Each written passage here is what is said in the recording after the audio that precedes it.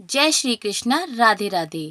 नमस्कार दोस्तों, आपके अपने YouTube चैनल एक्सप्लोरिंग देवस्थानम में आपका स्वागत है। आज इस वीडियो में हम आपको करवा चौथ की 4 प्रसिद्ध कहानियां बताने जा रहे हैं। करवा चौथ का व्रत पति की मंगल कामना और अखंड सौभाग्य प्राप्त करने के लिए रखा जाता है। इसका प्रचलन महाभारत से भी पूर्व का है। यह व्रत सौभाग्यवती महिलाओं के लिए उत्तम माना जाता है। सामान्य मान्यता के अनुसार सुहागनें इस व्रत को अपने पति की दीर्घायु के लिए रखती हैं। कहा जाता है कि इस व्रत को पांडवों की पत्नी द्रौपदी ने भी किया था। कार्तिक मास के कृष्ण पक्ष की चतुर्थी तिथि को करवा चौथ कहते हैं। आइए जानते हैं करवा चौथ की कथा। एक साहूकार था जिसके 7 बेटे और एक बेटी थी। सातों भाई व बहन एक साथ बैठकर भोजन करते थे। एक दिन कार्तिक की चौथ का व्रत आया तो भाई बोला कि बहन आओ भोजन करें। बहन बोली कि आज करवा चौथ का व्रत है, चांद उगने पर ही खाऊंगी।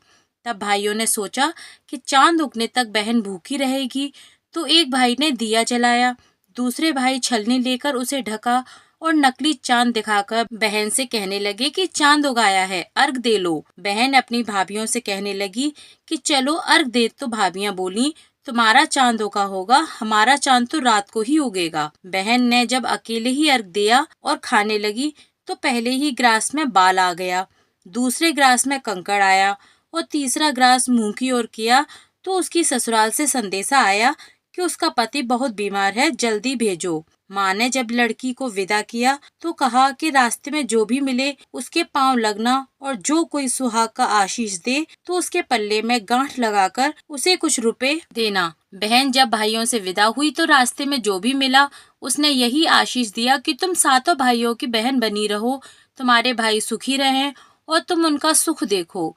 सुहाग का आशीष किसी ने भी नहीं दिया।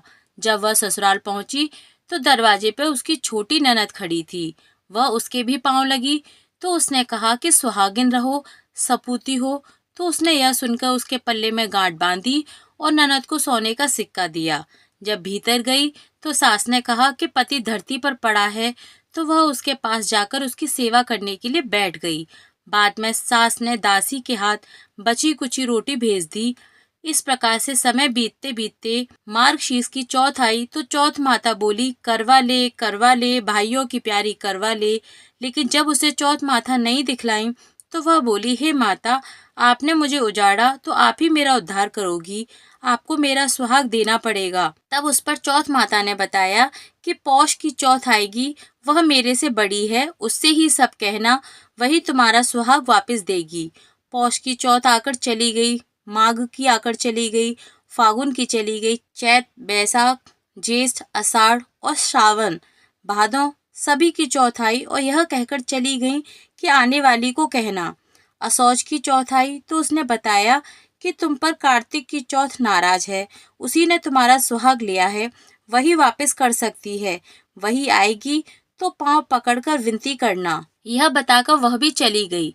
जब कार्तिक की चौथ आई तो वह गुस्से में बोली भाइयों की प्यारी करवा ले, दिन में चांद उगानी करवा ले, व्रत खंडन करने वाली करवा ले, भूखी करवा ले। यह सुनकर वह चौथ माता को देखकर उनके पांव पकड़कर गिड़गिड़ाने लगी, हे चौथ माता, मेरा सुहाग तुम्हारे हाथों में है, आप ही मुझे सुहागिन करें। तो माता बोली पापिन हत्यारिन, मेरे पांव पकड़कर क्यों बैठ गई। तब वह बोली कि जो मुझसे भूल हुई उसे क्षमा कर दो, अब भूल नहीं करूंगी। तो चौथ माता ने प्रसन्न होकर आंखों से काजल, नाखूनों में से मेहंदी और टीके में से रोली लेकर छोटी उंगली से उसके पति पर छींटा दिया तो वह उठकर बैठ गया और बोला कि आज मैं बहुत सोया। वह बोली क्या सोए, मुझे तो 12 महीने हो गए, अब जाकर चौथ माता ने मेरा सुहाग लौटाया है। तब उसने कहा कि जल्दी से माता का पूजन करो।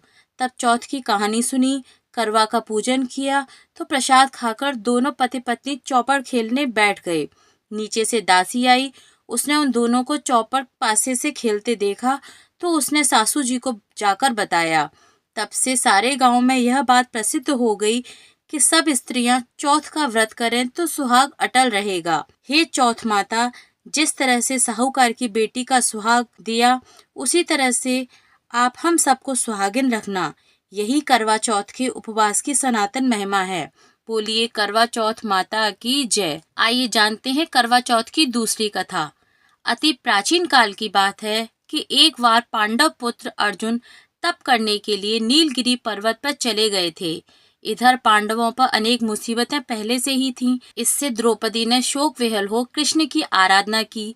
कृष्ण उपस्थित हुए और पूछा, कहो तुम्हें क्या कष्ट है? द्रौपदी ने हाथ जोड़कर कहा, प्रभु मुझे क्या कष्ट है, आप तो स्वयं जानते हो। आप तो अंतर्यामी हैं, मुझे कष्टों के बोझ से विघ्न कर दिया है। क्या कोई ऐसा उपाय है जिससे इन कष्टों से छुटकारा मिल सके? तुम्हारा प्रश्न अति उत्तम है द्रौपदी। कृष्ण मुस्कुराकर बोले, प्रभु फिर मुझ दुखी नारी का कष्ट दूर करने का उपाय बताइए। द्रौपदी ने पूछा, यही प्रश्न एक बार पार्वती जी ने शिवजी से भी किया था। तब श्री शिवजी ने करवा चौथ का विधान बताया था। द्रौपदी ने कहा, फिर प्रभु करवा चौथ की जानकारी मुझे भी दीजिए और उसकी कथा कहिए। तब कृष्ण ने एक पल सोचने के बाद कहा, दुख सुख जो सांसारिक माना जाता है, प्राणी उसमें सदा ही लिप्त रहता है। मैं तुम्हें अति उत्तम करवा चौथ व्रत की कथा सुना रहा हूँ, इसे ध्यान से सुनो। प्राचीन काल में गुणी विद्वान धर्मपरायण एक ब्राह्मण रहता था। उसके 4 पुत्र तथा एक गुणवती सुशील पुत्री थी। पुत्री ने विवाहित होकर चतुर्थी का व्रत किया, किंतु चंद्रोदय से पूर्व ही उसे शुदा ने बाध्य कर दिया। इससे उसके स्नेही भाइयों ने छल से पीपड़ की आड़ में कृत्रिम चंद्रमा बनाकर दिखा दिया। लड़की ने अर्घ देकर भोजन कर लिया। भोजन करते ही उसे पति की हृदय गति बंद हो गई। इससे दुखी हो उसने अन्न जल त्याग दिया। उसी रात्रि में इंद्राणी भू विचरण करने आई। ब्राह्मण पुत्री ने उनसे अपने दुख का कारण पूछा। इंद्राणी ने बताया, तुम्हें करवा चौथ व्रत में चंद्र दर्शन से पूर्व भोजन कर लेने से यह कष्ट मिला है। तब उस लड़की ने हाथ जोड़कर विनय की कि इससे मुक्त होने का कोई उपाय बताइए। इस पर इंद्राणी ने कहा, यदि तुम विधि पूर्वक अगली करवा चौथ का व्रत करो तो तुम्हारे पति पुनर्जीवित हो जाएंगे। कन्या ने ऐसा करने का वचन दिया तो उसका पति स्वस्थ हो गया। इस पर उस कन्या ने वर्ष भर प्रत्येक चतुर्थी का व्रत किया और अनंत सुहाग प्राप्त किया। श्री कृष्ण ने कहा, हे द्रौपदी, यदि तुम इस व्रत को करोगी तो तुम्हारे सभी संकट टल जाएंगे। इस प्रकार द्रौपदी ने यह व्रत किया और पांडव सभी क्षेत्रों में विजयी हुए। इस प्रकार सौभाग्य, पुत्र पौत्रादि और धन धान्य की इच्छुक स्त्रियों को यह व्रत विधि पूर्वक करना चाहिए। इस व्रत में भगवान शंकर व माता पार्वती जी की आरती की जाती है। आइए जानते हैं करवा चौथ की तीसरी कथा। एक ब्राह्मण परिवार में 7 बहुएं थीं। 6 बहुओं के मायके वाले बहुत अमीर थे। इसी कारण ससुराल में उनका बड़ा मान था, परंतु छोटी के मायके में कोई नहीं था। वह घर का सारा काम काज करती थी, सबकी सेवा करती, पर कोई भी उससे प्यार नहीं करता। सभी दुत्कारते रहते। 30 त्योहारों पर भी उसके मायके से कोई नहीं आता तो वह बहुत दुखी होती। हर वर्ष की तरह इस वर्ष भी करवा चौथ का व्रत आया। अन्य बहुओं के मायके से उनके छोटे भाई करवा लेकर आए, पर छोटी के मायके में यदि कोई होता तो करवा भी लाता। सास भी छोटी को ही खरी खोटी सुना रही थी। वह दुखी हो घर से निकल पड़ी और जंगल में जाकर रोने लगी। एक नाग बहुत देर से उसका रोना सुनता रहा। अंत में वह अपने बिल से निकल आया और छोटी बहू से पूछने लगा, बेटी क्या बात है, तुम क्यों रो रही हो? आज करवा चौथ है, मेरा कोई भाई नहीं है। यदि मेरा कोई भाई होता तो आज जरूर करवा लेकर आता। नाग को छोटी बहू पर दया आई। नाग ने कहा, बेटी तुम घर चलो, मैं अभी करवा लेकर आता हूँ। थोड़ी देर बाद नाग छोटी बहू के ससुराल पहुंचा। ससुराल वाले इतना सामान देखकर चकित हो गए। सास भी प्रसन्न हो गई। सास ने प्रसन्न मन से छोटी बहू को नाग देवता के साथ भेज दिया। नाग देवता ने छोटी बहू को अपना सारा महल दिखाया और कहा, जितने दिन चाहो आराम से रहो, मन चाहा खाना खाओ, मन चाहे कपड़े पहनो, पर एक बात याद रखना, सामने रखी नाद कभी मत खोलना। छोटी बहू सारा समय महल में आराम से काटती, पर नाद के बारे में उसकी उत्सुकता बढ़ती जाती। एक दिन जब घर में कोई नहीं था, उसने नाद को उठाकर देखा तो हजारों छोटे छोटे सांप के बच्चे इधर उधर रेंगने लगे। उसने जल्दी से ही नाद ढक दी। जल्दी में एक सांप की पूंछ नाद के नीचे आकर कट गई। शाम को नाग को आने पर छोटी ने अपनी गलती स्वीकार कर ली। नाग ने भी उसे क्षमा कर दिया। जब छोटी ने ससुराल जाने की इच्छा की तो उसे धन रत्न आदि देकर विदा किया। छोटी के ससुराल में भी उसकी बड़ी इज्जत होने लगी। जिस सांप की पूंछ कटी थी उसे सभी बंडा कहकर तंग करते। एक दिन उसने अपनी माँ से पूछा कि मेरी पूंछ कैसे कटी। तब माँ ने बताया छोटी के नाद उठाने और जल्दी ढकने से। तो वह बोला कि मैं छोटी से बदला लूंगा। माँ के बहुत समझाने पर भी वह एक दिन चुपचाप छोटी के घर जा छुपा और मौका पाकर उसे काटने की सोचने लगा। वहीं छोटी बहू और उसकी सास में किसी बात पर बहस हो रही थी तो छोटी कसम खाकर कह रही थी कि मुझे बंडा भैया से प्यारा कोई नहीं है, मैंने ऐसा नहीं किया। बंडा ने जब सुना तो सोचने लगा जो मुझसे इतना प्यार करती है मैं उसे काटने आया हूँ। वह चुपचाप घर चला गया। माँ ने पूछा ले आए बहन से बदला।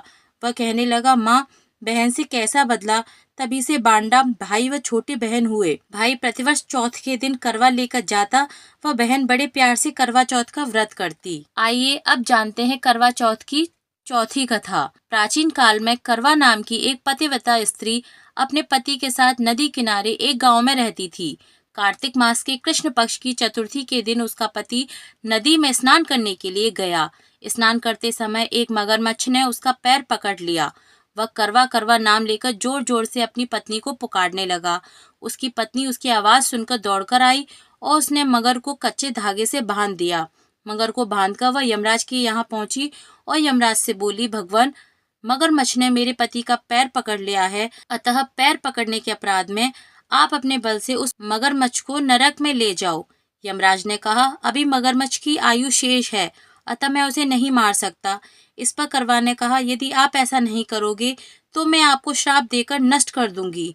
यह सुनकर यमराज डर गए और उस पतिव्रता स्त्री करवा के साथ मगरमच्छ को उन्होंने यमपुरी भेज दिया और करवा के पति को दीर्घायु प्रदान की। उसी दिन से यह करवा चौथ मनाई जाती है और सुहागिन स्त्रियों के द्वारा यह करवा चौथ का व्रत रखा जाता है। हे करवा माता, जैसे तुमने अपने पति की रक्षा की वैसे सबके पतियों की रक्षा करना। बोलिए करवा माता की जय।